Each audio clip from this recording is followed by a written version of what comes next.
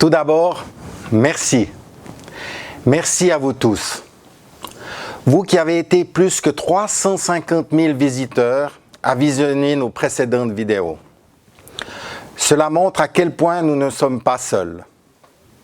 Pas seuls à voir qu'il y a un problème. La SUVA ne peut pas continuer à se comporter comme si elle n'avait pas de compte à rendre à personne. Alors merci. Merci de votre soutien. Dans certains commentaires, on nous proposait de simplement changer d'assurance si on n'était pas satisfait de la SUVA. Nous l'aurions déjà fait si c'était possible. Mais la SUVA est un monopole pour les secteurs de l'industrie, du bâtiment et de la location de services. Nous n'avons donc pas le choix. Mais nous avons des droits. Nous avons le droit de savoir et donc de connaître les règles qui s'appliquent à notre entreprise. Ce n'est pas seulement valable pour Interiman, mais pour nous tous. Chaque entreprise a le droit de savoir. C'est la seule façon de nous assurer que les règles sont équitables et justes. Et ce n'est clairement pas le cas aujourd'hui.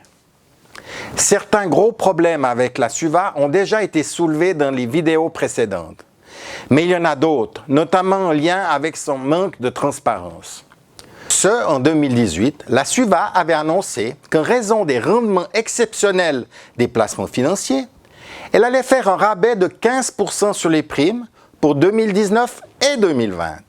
Mais au milieu de 2019, la SUVA a finalement décidé que le rabais en 2020 serait limité à 11% au lieu des 15% initialement annoncés.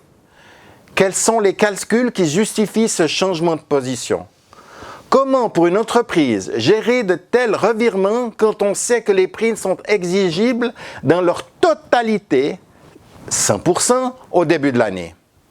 D'autant que cette réduction de rabais représente des millions de francs pour ceux qui payent les primes. Dans le privé, une société qui agirait de la sorte serait sanctionnée par le marché. Mais ce n'est pas tout. Comme chaque année, la SUVA publie son rapport annuel.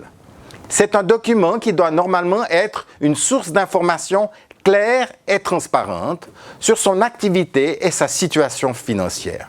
Mais, pour son rapport annuel 2018, publié en 2019, la SUVA a changé la méthode de présentation des comptes. Cela a eu pour effet de rendre très difficile, voire quasi impossible, la comparaison avec les années précédentes et ça ne nous permet plus de comprendre. Certaines réserves et provisions disparaissent tout simplement et il est impossible d'avoir une lecture claire de ce rapport. Sans accès à des informations claires et factuelles sur l'activité de la SUVA, comment pouvoir juger de la qualité de son activité en toute connaissance de cause? Est-ce acceptable pour une société qui doit rendre des comptes à son autorité de surveillance, le Conseil fédéral, mais aussi à ses assureurs-payeurs? C'est vraiment intolérable.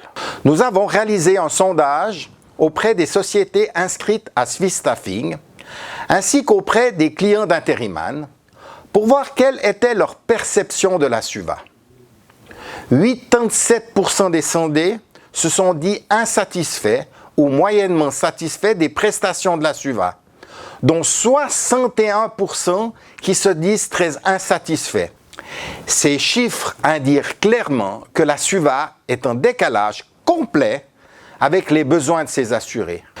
Je voudrais terminer en vous faisant part de ma conviction que les efforts de prévention de la SUVA pourraient et devraient être infiniment plus importants qu'aujourd'hui. On n'a qu'à voir les résultats bien meilleurs obtenus à l'étranger avec moins de moyens.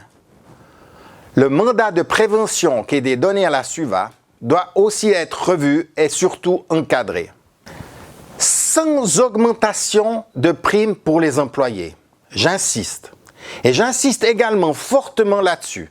Nous devrions être capables d'éviter beaucoup plus d'accidents et de drames. Alors j'en appelle à vous tous.